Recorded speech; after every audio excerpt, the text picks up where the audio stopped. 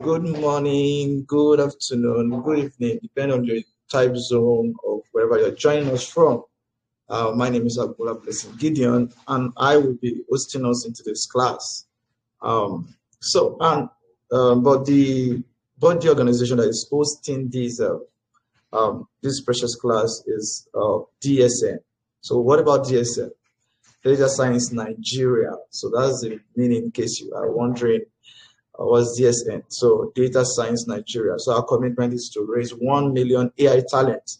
So which this kind of class is one of the ways we are doing such, and then build AI solutions that improve the quality of life and well-being of 2 billion people in the emerging market. So, and that's one of the ways. And one of the ways we are doing them is to just, after raising talent, you can ask them to build solutions, which we'll be doing in our community. All right. So, and so today, we'll just, our major aim is to just, we'll be going to the class very soon. So, and today we'll be looking at unlocking the power of maps. But before we go there,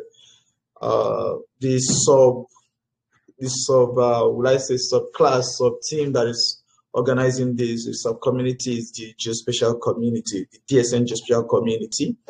So, and Geospatial community is a place, where professionals, geospatial enthusiasts interact and collaborate. So, and it's not just about learning alone. Yeah, this is one of the things we do here. So we learn, but that's not what we do only. There are opportunities, mentorship class, mentorship opportunities. You get to collaborate with other experts to do projects and many things. And then we have hands-on classes such like the one we'll be doing today. Then we engage in several hackathons and then win prizes. So you can, put your mind at it that, okay, it's possible to just win prizes and then rewards here. So these are part of the things we do in the DSN Geospatial community. All right. So, just we'll be diving right into the class and then without wasting our time. So, and I'll be leaving the way for our facilitator for today, in person of Olamide Shogbamu, and I want us to just pay rapt attention. It's going to be an interesting class. So I'll bring him up now. Olamide Shogbamu, you're welcome. Thank you so much for having us. Thank you so much.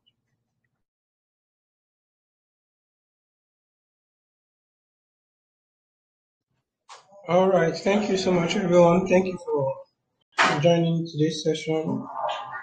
Once again, my name is Olamide Shogbamu, and I'm a machine learning engineer and geospatial data analyst at Data Science Nigeria.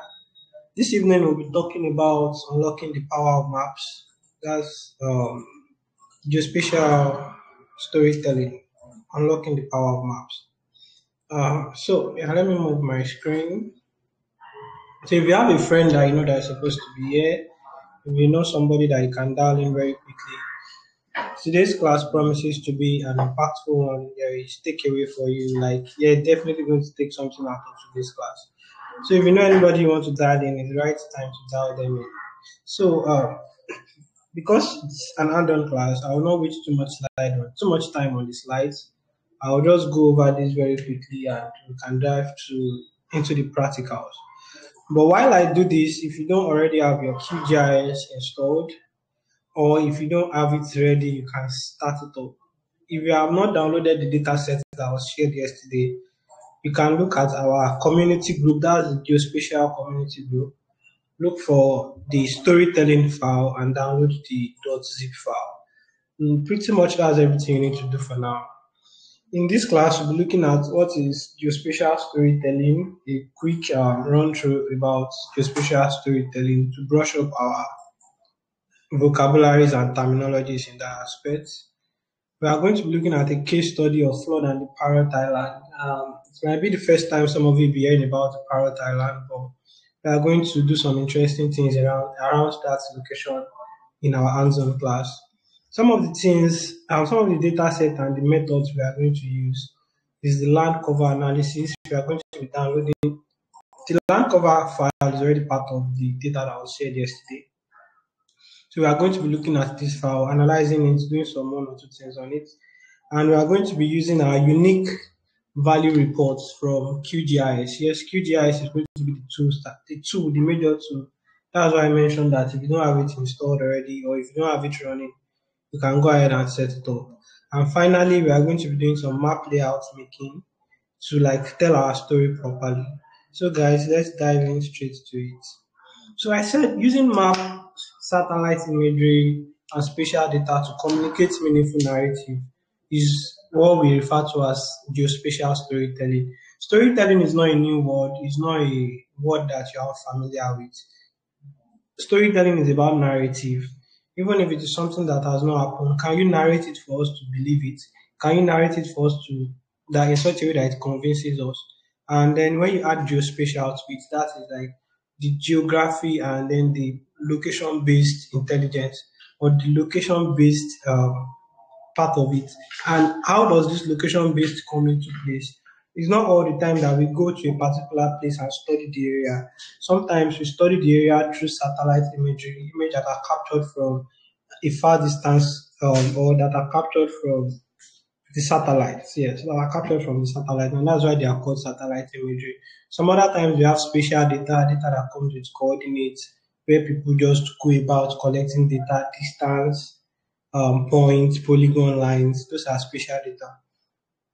So when we use this data to make narrative, meaningful narrative, that is what we refer to as geospatial storytelling. So like every other storytelling, the difference is just that this is making use of location and satellite imagery. So geospatial storytelling is a very, very key part of the profession. Like if you are a geospatial scientist, you are a geospatial analyst, you are a geospatial person, geospatial storytelling is important because when you are done with all your technical work, with all your niche work and the complex things that you did, you need to be able to communicate it to the simple people so that yes, it makes your work has impact in their life or it have impact in their living. And doing this helps us to like this becomes essential because it helps us to visualize data better for decision making. People that are going to make decision with your analysis, with your work, with your discovery, you need to tell them the story, and that is why the spatial storytelling is important. It helps in urban planning, environmental monitoring, and the likes. And I've said this before, it makes like your complex spatial data accessible to like more people because the people that are going to be using your solution, if it is indeed a solution, or like your information, are people that not necessarily know about all the big things, all the computing things, all the technical things that you did, but your ability to tell them a story is what makes you reach a wider audience. So why do spatial storytelling? I just have some fun stuff here and some of it you must have heard them before. I say maps tell stories beyond just locations.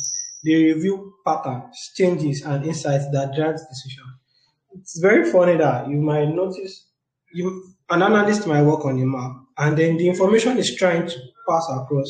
Some people might even see further than that information because yes, the person has already pictured it in a map.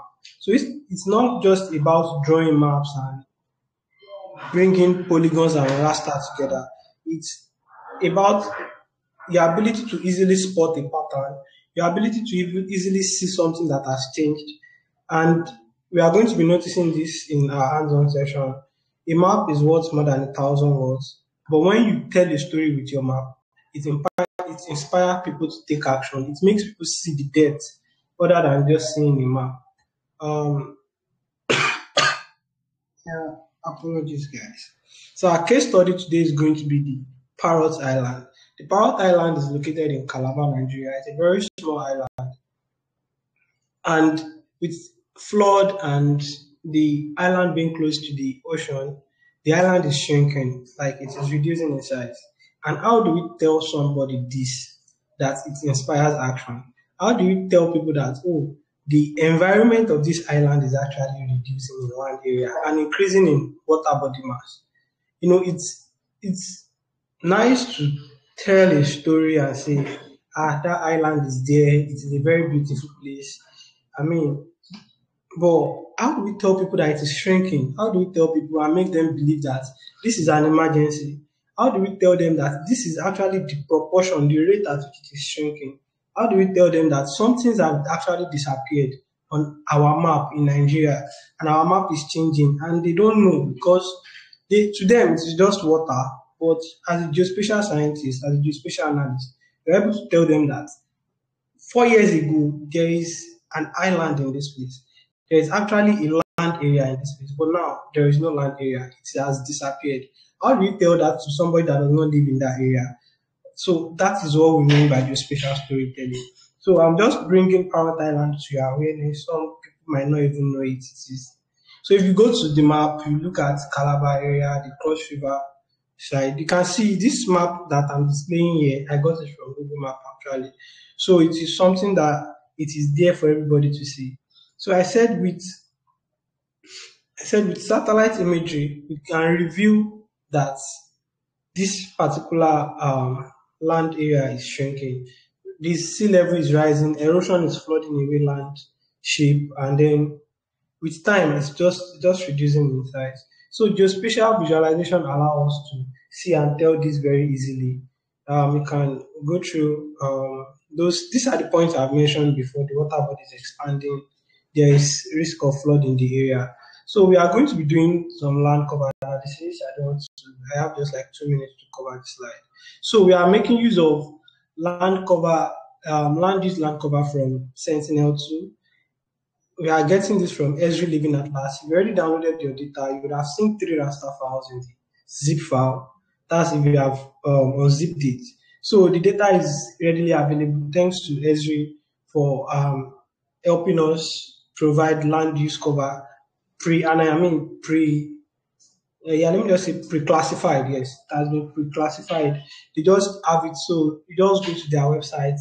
If you type Sentinel-2 LULC from Esri on Google, it should take you directly to their portal. You can download for your desired duration and for your desired geospatial area of interest. So the so yeah, you can do that. You can just search that. So there is built area, there is water resources. So we're looking at that very quickly. So once you download the data, another method we are using is to reclassify it. Because when you download the data, the way it has been styled is not necessarily the way you download it. So we are definitely going to be reclassifying it. Another thing is we are going to be creating a report from our reclassified data. So it is that report that we are now going to investigate. Is the land area actually reducing over time? Is the land area increasing over time? Is the water body reducing over time? Is the water body increasing over time? Then we'll do some group statistics. These two last items are similar in purpose because they are actually helping us calculate total area of our surface. So we are going straight into the hands-on. But before that, I said a well-designed map doesn't just show data; it shows story. That is map making. We'll not end the class without like doing a map that you can use to tell stakeholders your story. So properties, essentials of a good map is it must have legend, it must show the scale, effective color scheme, like just as something you can see here, high resolution export. This particular map was just copied from the internet, so it's not high resolution.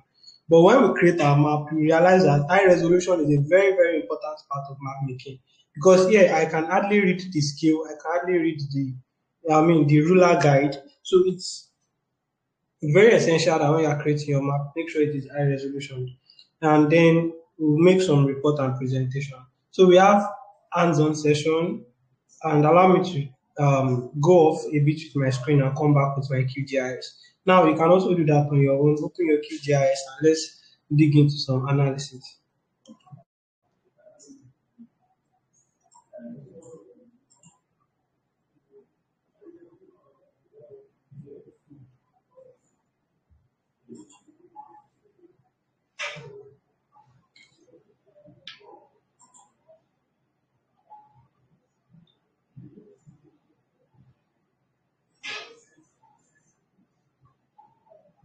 Right. I'll need to share my entire screen. So uh,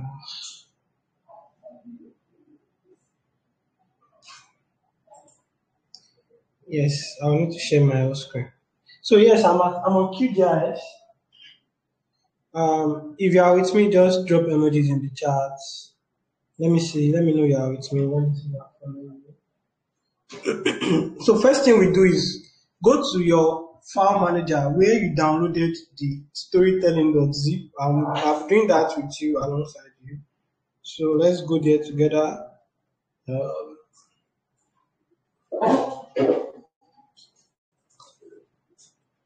so I have mine here.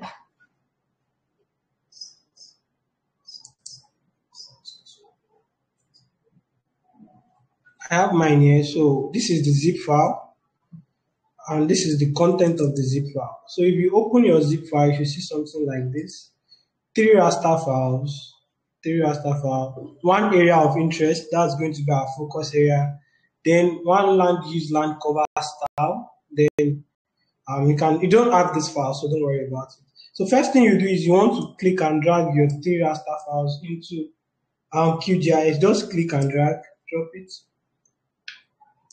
Just click and drag and drop it. Yes, you want to bring in your area of interest too. You want to bring in your area of interest.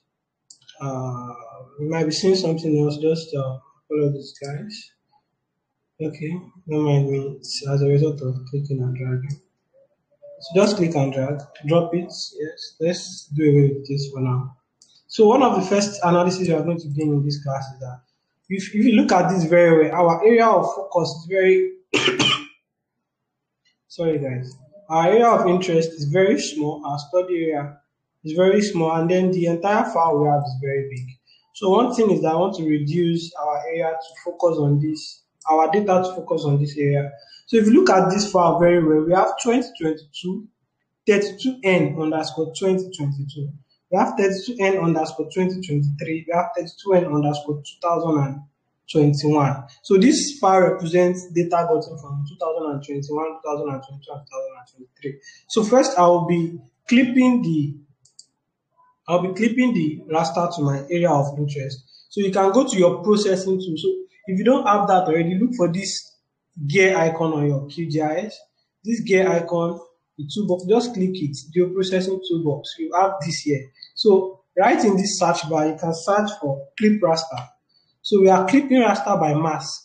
Yes, we are clipping raster by mask layer.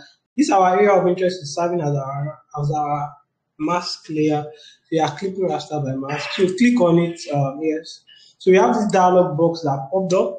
So you can select your input raster, which is going to be your raster file. Let's start with 2021. Then select your polygon file, which is your mask layer. Let's make it our area of interest. So I don't want to touch any other thing because I don't want to mess with the coordinate reference system. And I'll just run it. Just run it. So the first one ran successfully, and we have clipped mask. That is 2021, don't forget. Let's go back to the parameter. Do same for 2022 and run it. The second one will be just above it. Note that it's just above it, and that's 2022. Then we do the same thing for 2023. Just click 2023 and then run it. So now we can close this, then we can come and rename our file. Just say rename 2021 underscore LUFC. So I rename this to 2022 underscore LULC. Remember, this data is downloaded from every land use land cover. If we have enough time after the class, we can look at how to download that data. 2023 underscore LULC. Yeah. Then I can actually remove these files from my QGIS to make my work neat. So just remove layer, remove layer. So we have this, guys. So you see that our area has been reduced to something. So if in case this happens to you where your screen just disappears and you don't know how to find it, just put any of your data, it comes back right to your screen. So we have 2023, we have 2022, we have 2021. So guys, I want to show you something very important. I'll be opening a tab and I'm going to Google Earth. So if you look at this data, this is the Parrot Island from the image that I have. But I need to show you so that you can see why we choose this area to study it. So yeah, so before that, let me just leave this open. Before that, I want to show you why this area has been chosen to work on. So I'll come to Microsoft Edge. I believe you can see my screen. I'll quickly go to earth.google.com. Yeah, let me should I do this? Yeah, let me just do this. So for the kind of people that are going to be visiting for the first time, earth.google.com, I want to show you what the island looks like currently and the reason why we have chose the island as our work area. So while that comes up, let me allow that to come up. Okay, it's already up. In fact, it resumed me back to my last exploration. So this is Google Earth, and I'm trying to zoom out to show you guys Nigeria as a country. Yes, so guys, you can see Nigeria as a country. Nigeria as a country. You can see that it is very hard for us to spot until you zoom right straight into it. I'm going to Uyo, I'm going to Calabar. Right, this is the island right here, Parrot Island. This is the island right here. Now, look at this population. This population on Oron. You can see that the settlement area, like people live here. Look at houses around here. And look at water very close to them. So, and this is not just small water, this is like massive water. These guys are very vulnerable to flood at any point in time. This is a flood risk area. And the island that we are looking at, we have Montanaro Point also. Then our island that we are looking at, I'll show you guys two particular places that disappeared on the map. Look at this Parrot Deep. You can see that people live here. Mostly these are people that stay here because of business. And I'll show you how their size are actually reducing by time, over the time during the map. From 20, this is not like 5 years ago. This is just like 2021 to 2023.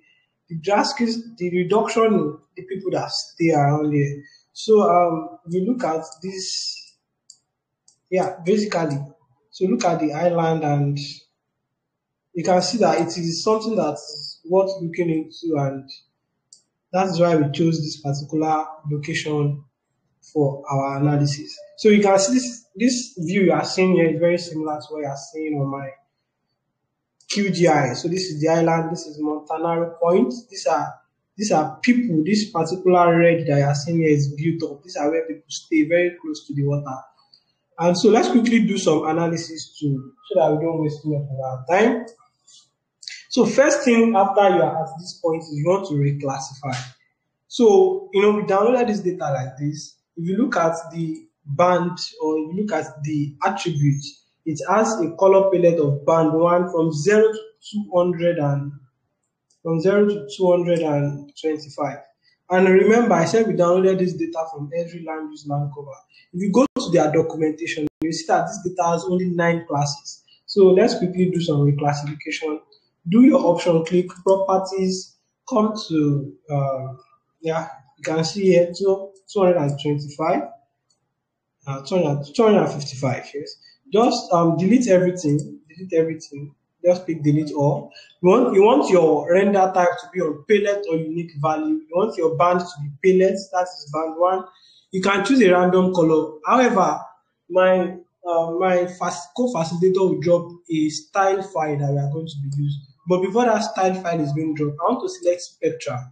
Just select the Spectra brand, Spectra RAM, and then reclassify. Once you reclassify, you're going to get 9 classes. 1, 2, 3, 4, 5, 6, 7, 8. This is 8. Yes, this is 8 right here. I'll explain why to you. We have 8 here. The 9th one is snow, and we don't have snow in Nigeria, so that class is automatically absent.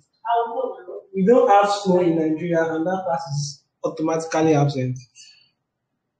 So you want to load your style. So if you already downloaded the style, you come here under the style, load style. There's a style that I already have. It should have been dropped on the group by now. just come to the style. Yes, this LULC, open it, and then load style. So this style is already been labeled, and then I have identified it. The first value is water, the second value is tree, the third value is flooded vegetation. There are some analysis that I do on Sentinel too that are able to spot vegetations that are being flooded by water. Then we have crops, we have built up area, we have bare ground, we have cloud, and then the rangeland. So just apply and save it. So we are going to be doing that for the remaining two land use land cover that we have. So I'll be doing that very fast. You should know the process by now. Delete everything. You can choose. Basically, we don't need it. Just reclassify. You have nine. Then load your star. Just load your star. Data's coming up. Yes, just load your star. Open. So another reason for us loading the style is that we want all the style to be uniform, like everything to be uniform. So the color that water has in the first file is going to be the same color that water has in the subsequent file, and like that.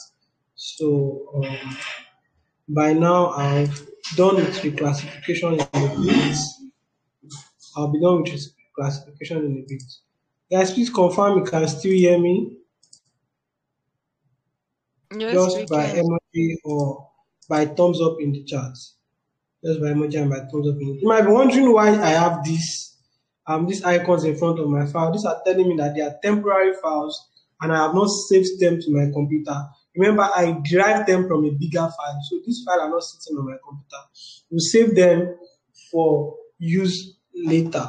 So the next thing you want to do after reclassification is to so our aim here is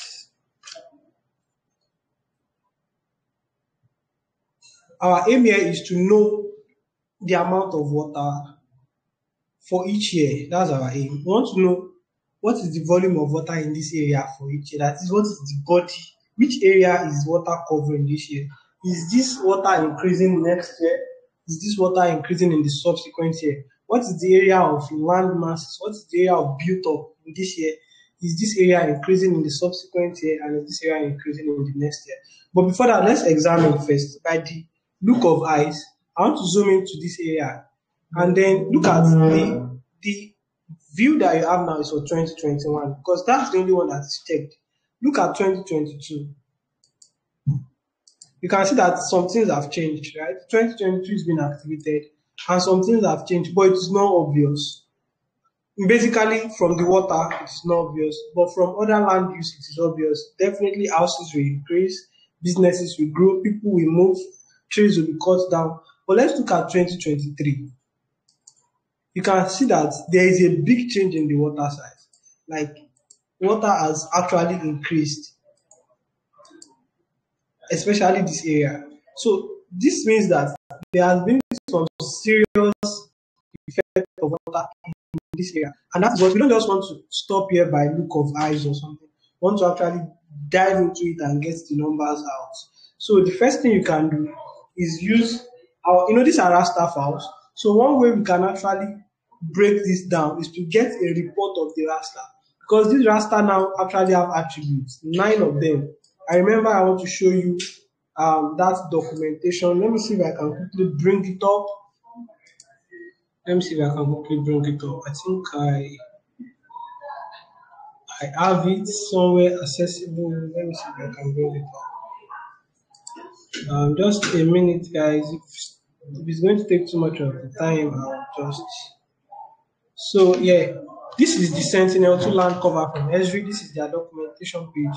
And if you want to know more, for more information about the data, you can actually click here, and it will take you to their what's it called? Their portal. Yes, their portal. Yes, so this is their portal. So yes, this is the classification, class definition of each of those things. You can see that the first value represents water, the second value represents trees, the fourth value represents validation. This link can be dropped in the chat for you to understand the data we are using. This is what the data looks like. You can view it on a map when you come to this page. this link will be dropped in the class in the chat after the class. So back to our map. We want to generate a report. So remember, we used clip from geoprocessing to come to the same processing toolbox and type in unique value reports. Let's see if that will work. Unique value reports. Yes, raster. Actually, it's raster layer unique unique value reports. Yeah, this too. Just double click it. Yeah, it's kind of straightforward like that. Just double click it, and then let's start with 2021. Just your input layer 2021. The band is split. If you want to save it, let's save it into a location we can always go there and find it, because it's going to save as an HTML file. So click Save to File. In your computer, navigate to a desired location where you can save it. You can see I already have a sketch of it before. I was doing my dry run. So here I'm going to see 2021 report. 2021 report. Or let me just type it this way. 2021 reports here. So you see it's an HTML file. Just save it. So we are going to do the same thing. Run it, save it, and run it. We are going to do the same thing for the 2022 and 2023. So that is complete. Come back to parameter, change the data 2022, change the name, that is the location. 2021 report, change to 2022, and then run it again. So that should complete and save your data. Go back, change the data input, change the name 2023, and then run it again. So that should be done. You can go to your destination where this file is saved. If you don't remember, you can check. Mine is under this D file class storytelling 2023 reports. Another way you can quickly get to it is just click this blue link. It will take you to the destination of the file. So if you see the way I click the blue link, just bring out the window for me. 2021, 2022, and 2023. So I want to open this file, just double click it or open it with a browser, a desired browser of yours. Just click it. You see a full report of the raster file. So look at the raster file. Analyzed file, this is the name of my computer and my location. The extent, this is the size at which the raster occupy. The projection, this is the projection, WGS84. Then the width in pixel, that is the width of the file 2801, in height 1889. Then the total pixel count, this is easy to do, just multiply it. The spaces that have no data, these are them. But what we are interested in is actually this value pixel count. You can see that it also did an analysis for, it also helps us calculate the area. So it means that anywhere that raster has a value of 1, the pixel count is 1,354,058. Then he multiplied it by, I think, 1,000 or 100. Then it gives us the area in meters square. So this is the area. So we can see that we can actually take a pen and note this value down, because we are going to be needing it when we are doing our map making. These are the values we want to tell people about. So in 2021, water occupies 135405800 meters square in area. The second one is 3. The second value 2. The second value is 3, but I'm not interested in trees right now. The one that has value of 4 is actually flooded area. I want to take note of that too. So you might want to take note of that too. 172982, that is meters square, that is 4, which is flooded area. The fifth one is crops. I don't want to mind the crops right now. They can be harvested and invested at any time. We have built area, that's 7. So at this year, we have them to be 42478600. I hope somebody is writing these numbers down for them to be able to understand when we are comparing them with subsequent years. So I think we have built area, we have water, we have flooded area. Let's just focus on those four areas, on those three areas, so that we don't cloud our reports with too much values that become too big for people to read. So let's just take it. Then that is the report for the first raster file. Let's open for the second one, that is 2022. Just go back to your file manager, double click or open with the browser, and then yeah, you have this is 2021, this is 2022. So for 2022, we are going to be doing something similar. I'm just writing the numbers down to help us do an easy comparison. We have water to be 135773300. Somebody can see that water has increased in size, right? So from 135,405 to 135,773 meters squared. Then we also have, that's the 4. 4 is the 4 is actually the flooded area. So we have that to be 106,00900 meters squared. And somebody can also see that flood has increased.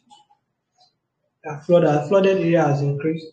We then want to take the 7, which is the built up area, 423,60800 meters squared. That's 7. Okay, that is quite on the range. It's actually reduced. So this is expected. If water is increasing, built up area is reducing. That is a place where people live is reducing. So we can see that this actually has impact on the living condition of people. Let's now go to the final year 2023. Just come back to your file manager and then yeah, just double click on that. Then we have 2023. We can see another increase in the water body mass. That is the area where the water takes. We have 138,925,200. This tells us that there is a consistent increase in the size of water, which will consequentially take up the size of the land. To subsequently take up the size of the land. That is to tell us that there are some land that are disappearing, and we just go to the map and look at it and then just throw it away without noticing that some things are happening.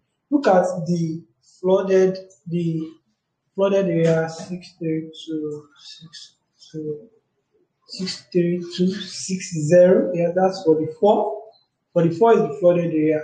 This is to tell us that some flooded area has actually turned into water area, because the flooded area has reduced. No, did it reduce? Yeah, I think it reduced. So then the last one we're interested in is the built up area 402. That's 718. Okay, yeah. I'm sorry. I think I was recording the wrong value. The flooded area actually increased. I was surprised to see that it's reduced. It's increased very, very drastically, because 2023, a major issue happened around Calabar area. A big flooding issue happened actually. So you can see that the data actually supports that information. And you can go to the news to confirm that information. So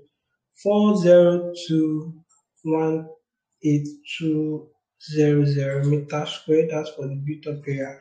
So you can see that the built up area also consistently decreased across these 3 years. Now imagine us tracking it back to like 10 years, 5 years, which are like the standard intervals for tracking satellite imagery data, like a distance of 5 years, 10 years, and like that. But within this short year, 1 year difference, we can see some significant difference in the land area of Nigeria. So we are not going to waste much of our time here, because we are running out of time. So we have seen this. We are going to look at one more method. I'm just going to show one more method for finding this kind of difference, in case you want to do an analysis that looks like this. So let's just come back to our QGIS. In case you want to do an analysis that looks like this. So here we still have the raster data. Another way to notice this kind of things, or to get the values out of this kind of thing, is convert your raster into polygon. You can convert the raster into polygon and then classify it based on the polygon. Because when you when you convert raster to polygons, convert based on the shape of the attributes. So the water is going to have its own polygon, the land use, the built up will have its own polygon, the crop area will have its own polygon, and like that. Then you can now do some grouping and know the value that the area happens to occupy. And you see that we get very similar, we get the same value actually. We get the same value. So let's quickly do that under the next 5 minutes before we go into our map making. So if you are enjoying the class so far, just drop emojis in the chat. So for this task, we are still going to be using the processing toolbox. We are still going to be using the processing tool. So just type raster to polygon. Yeah, just type raster to polygon. Raster to vector, actually, raster to vector. Not okay, yeah, I need a space between here and here. Raster to vector. Then you need to see polygonize. Yeah, this polygonize tool is what we need. Just double click on it. So we are going to be polygonizing each of the layers that we have. Let's start with 2021 as we usually do. So I want to give this DN. You can leave it as DN or you can give it value. Give it as DN. Or I'm going to be calling it value, and then I won't be changing any other thing. I will just run it because of time, and so that we don't tamper with things that we need to troubleshoot later. So that has been done. Let's go back to parameter. Let's do for 2022. Just leave it as value and run it. Yes. Then let's go back to 2023 and run it. Okay.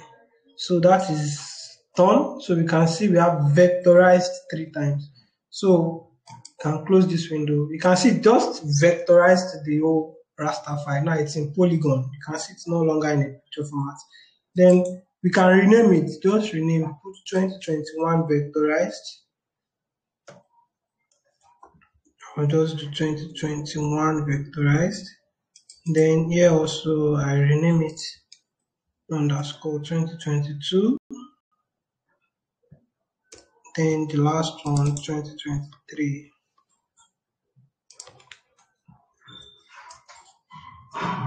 Yeah, so this is good. I might want to close up my vector data. Then I have this my raster data. I'll start with 2021. So you can open the attributes table. Just option click, you see open attributes table. You can see that they have attributes, the values. These are the field IDs, and then it has attributes. This is true. The values here are like our water, flood, built up. So you can see 211, 5, 211, 4. So these are the values. One thing you want to do now is you want to actually find the area, because this is actually field ID and value. We want the area that each value is taking. These two, what area is it taking? This 11 here, what area is it taking? In the shape, it's just going to do like, our mathematics, length times breadth. It's just going to do some basic length times breadth. But because the shape is irregular, we don't really know the formula, but basically it's calculating the area. Just come to your field calculator. In your QGIS, it's either you come to this abacus symbol or you see an AB letter. So the AB stands for abacus. This abacus symbol also stands for abacus. Depending on the version of your QGIS, you can just open the field calculator and we are calculating area. We are going to call this place area. The area is going to be in meter because that's the meter by meter square, length times breadth, meter square. So you can do any other conversion on your own. So I'll just output the area because my study area is very small. So how I did it is that I typed the $sign. There are some predefined expression in QGIS. I type $sign and I type area. You can see it's already suggesting to, meaning that it can automatically calculate area of a polygon. And the next thing is that I run it. I don't do anything else here. Okay.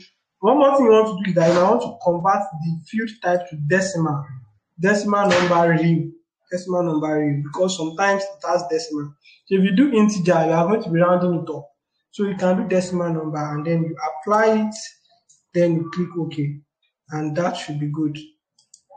You can see that, yeah, we have already applied it. You can see that we already have one more value in our attributes table. So we are going to keep this and do it for every other file that we have here.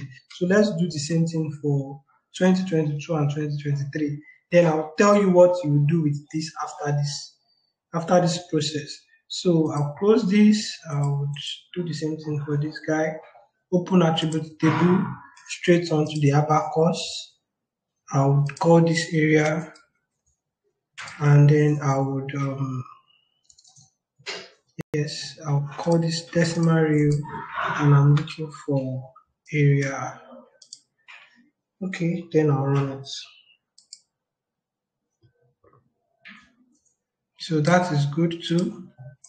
Then let's do for the last one, open attributes table, abacus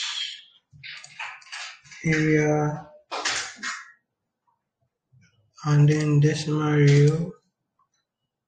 Then let's do this. So guys, apply. Okay, so that's good. So guys, we already have this. So look at this. We have two here, two here, two here. We have two several places and they have areas. So we want to group them together and say, okay, find the sum of all the twos, find the sum of all the 11s, find the sum of all the ones, find the sum of all the fours. That is the next thing we are going to do. And by the time we find the sum of all those things, we are going to realize that we are going to have the area of places that are occupied by water. So let me just show you what I'm going to do next. Because of time, I'm trying to make sure I meet up with time. So if you don't already have the group statistics plugin, come to plugin here and plugin manager, manage your plugins. It does not take time. The plugin is lightweight. So it's something you'll be able to download very easily and fast. I try to use all the tools I use, I make sure they are very easy and fast. So come to all here, search for group stats, group statistics. Don't type the stats finish, just stats. So you see group stats, I have it installed, but if you don't have it installed, just click on it. You can see reinstall. So that you guys can see that it is very fast, I'm going to reinstall it. So basically just like that, it has installed. Then close it. So once you have that plugin installed, you can come to your first vector data. Look out for this symbol. Look out for this symbol on your screen. This symbol that has like a table and a recycle icon is group stats. Click on it. Opens like this. Make sure you are selecting your layer. The first one we want to do is 2021 vectorized. So make sure you are selecting it. So we are looking for area and we are looking for value. We are looking for area and value. So we want to do a sum. So the role is going to be area. Yes, just drop the area in the row, drop the value in the value column. Yes, drop the value in the value column, the area in the row column. Then select sum because we want to do a sum.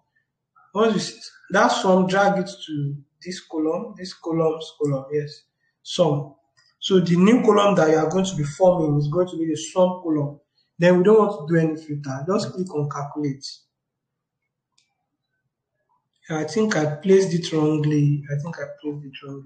So I placed it wrongly, guys. So I think it's going to be a switch. Value is supposed to come here, while area is supposed to come here.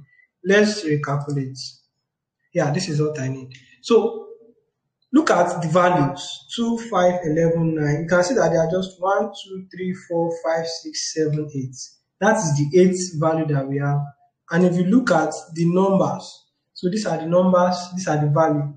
So for 2021, you can just take a screenshot of this. For 2021, we have water to be 315, which is very similar to the first value we have, 1.3. Yeah. So let me just take down the values. 3154844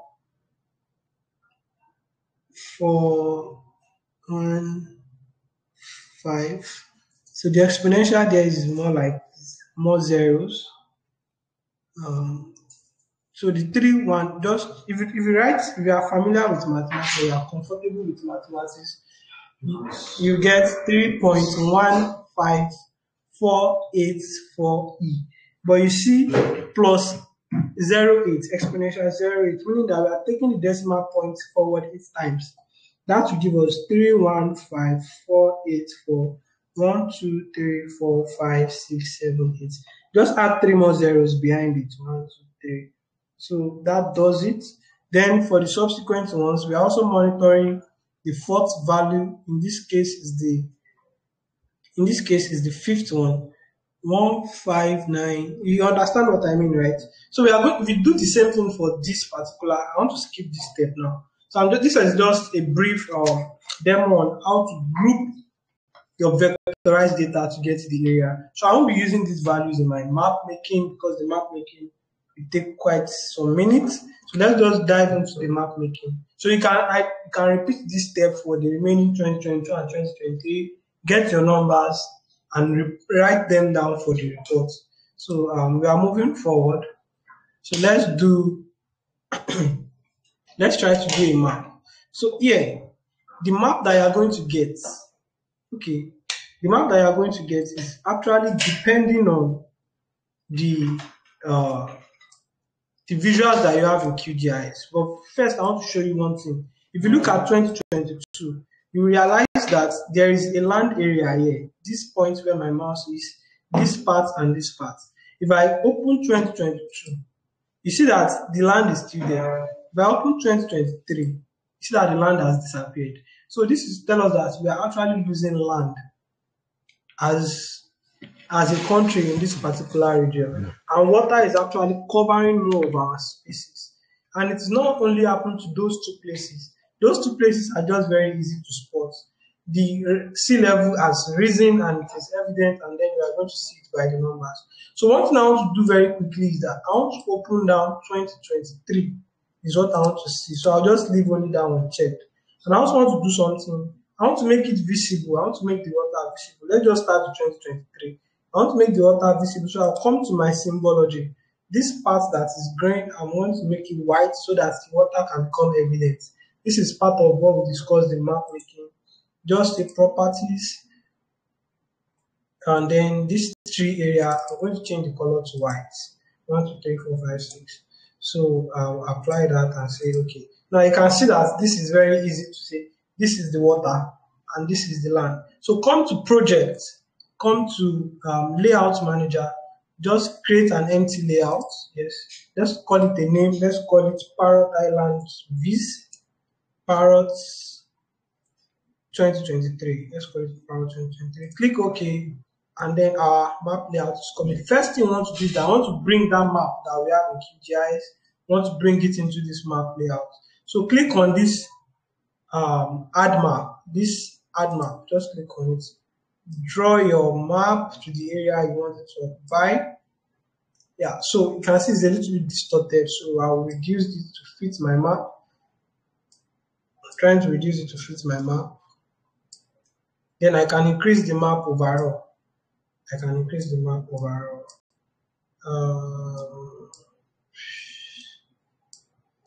It's not fitting. I don't know why it's not fitting. Okay, that's that. I can actually increase it this way. So let me just do this. That's not working. Then I can increase this like this. I can actually reduce it a bit.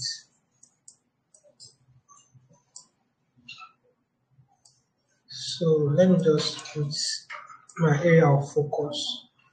So I'm trying to, this will actually test your creativity skills because it depends on how well you can visualize now, how well you can visualize, and you don't distort the map. It's necessary you don't distort the map. So let's just leave this way. And so this is the first layer I added is the map. You can customize your map under item properties and layout. So I have my map. I want to give it a frame. Just scroll down, you are going to see frame, check it. Then it is important that you have your ruler. So this is just put a ruler down here somewhere here. So you can actually increase it. So that's not working. That's not working because it is in kilometers. It's not working. But if it were to be in meters to extend long, we can actually come here and change the value, I mean the unit. You can come here and change the unit. So okay, that is you multiply it by 1000. So let me just say meters. So based on that, it's supposed to spread out. Supposed to spread out, but let's just because of time, let's just keep it that way. That's why I said to test your creative skills. Yes, my time is up. Just give me more like 5 more minutes. Let's do some. So we need to add a text. Let's just add a text. Parrot Island. Or let's just say just come here and type in your, let's just say land, or let's say Parrot Island and environ. Then you can style it however you want to style it, increase the size, change the font. So all this you can do, make it bold and other stuff. I want to just increase the size.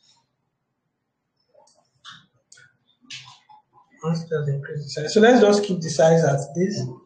I want to select it and bring it down. So one thing I want to do is I want to add table.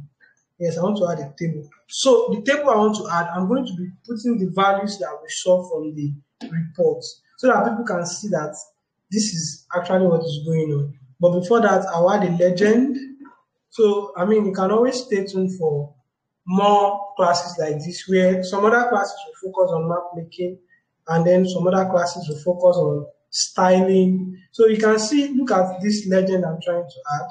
It has all the legend. I'll just quickly do small modifications on this. So I will remove the auto updates. I'll delete most of this. I'll delete most of these legends, including AOI. I want to remove all of them. So I'll keep just one, and for only the one, I'll leave only water. I'll remove trees. I remove trees. I remove this. I'll keep the flooded vegetation. I'll remove the crops. I'll keep the built up area. I'll remove every other thing. So it's as simple as that. Then I'll rename this 2021 LCFC to Legend.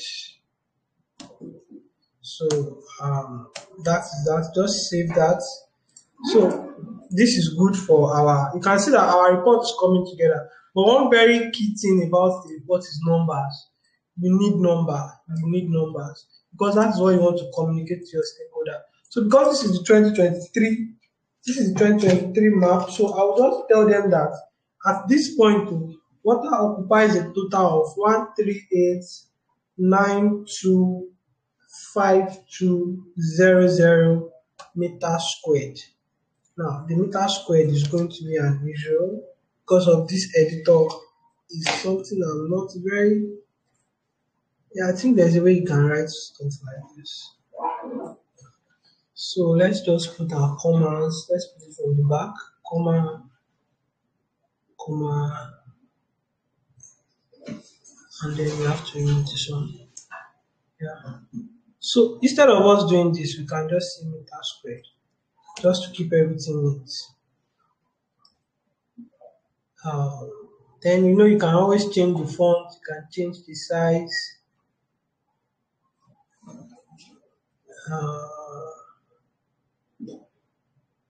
Exactly. So basically, I want to do more than that. So guys, what is left for us is just styling the map and adding more information about our story. It's our story. Whatever we want to tell them, we have to tell them here. So, and okay, that should be for another time for map making. This is just like a basic class, so let me not say too much details about this. So you can make it bold. So a whole lot of things you can do here. A whole lot of things you can do here. So as I reduce this now, I can duplicate it. I can come here and duplicate it. Copy item, paste item. Let me just delete this one. Let me edit this one. Okay, let's delete it. So basically, guys, you know what I am trying to do here is trying to make more sense of this. So add another text. Just add another text. So I think I've used up my time. If you are still hanging on, it's because you want to learn more. But basically, this is what we have for today's lesson. If you cannot spare more time, the recording will be dropped on the call, so you are free to take your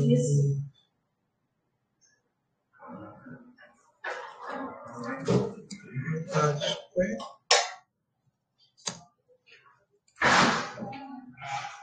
Yeah, that can actually stay. That size can actually remain like that.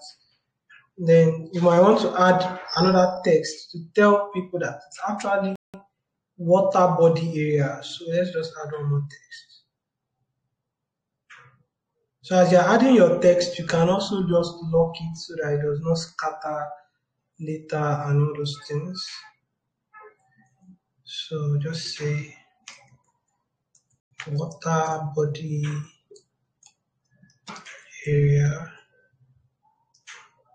and you can always increase this. Then you can as well just tidy it a little bit. So what we are doing basically, which we are not going to finish here, is that since we have this 2023, we are going to do something like this for 2022, do something like this for 2021, and they are going to see the way the number has reduced. And we can actually have a table, which you can say add a table, add attributes table. No, we want to add a fixed table. So you can just come here and add a fixed table that will show the built up area and the flooded area also.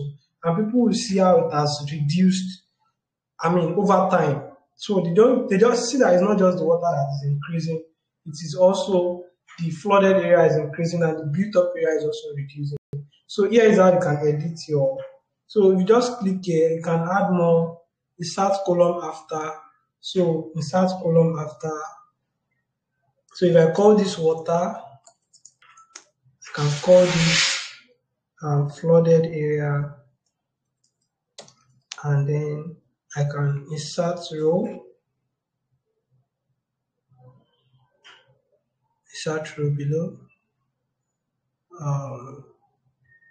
don't know why that is not inserting. Okay, yeah, that is okay. So I can call this built up. So guys, I'll be going beyond this point. I won't be going beyond this point. So every other thing is something you can creatively think about. So if you have questions, you can always ask in the chat. If you need a follow-up session, you can always request a class. Well, for this time that I have, this is as far as I can go. So thank you very much for joining the call. I'll hand over to Blessing now so that you can wrap up everyone. Thank you for joining. Basically, you see how the table would come out. If there were values in the other columns, they would have expanded beyond this, and it's helped us to communicate our story and the like. So thank you very much. Blessing, you can take charge.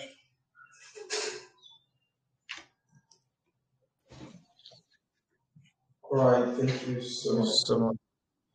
Allow me, Dave. So it's such a great class. We were able to learn, like our map was literally telling stories, just like repeatedly. So it means that you can do much more of this. So just like I said, I want myself. So you can ask further questions, and then We'll be dropping the link very, very soon. Watch out for the link. To be a YouTube link, you have to follow up for more. So if you have missed any class, if you have any questions, just watch out for the link so that you can watch, and probably you will meet it one step while you're practicing, so you can watch and practice much more.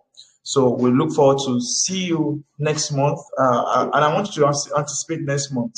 It's going to be a series. And additionally, we are going to be running for every Friday next month. We're going to be running a research class. That's just a free one of those things we get to enjoy when we join our community. So we're going to be running a research class all through every Friday. So, but we'll still be running our Geospatial class, and that Geospatial class next month is going to be it's going to be a series, and I'm not going to review that. Just watch out for that. So thank you so much. Our time is gone. See you some other times. Enjoy your weekend. Bye.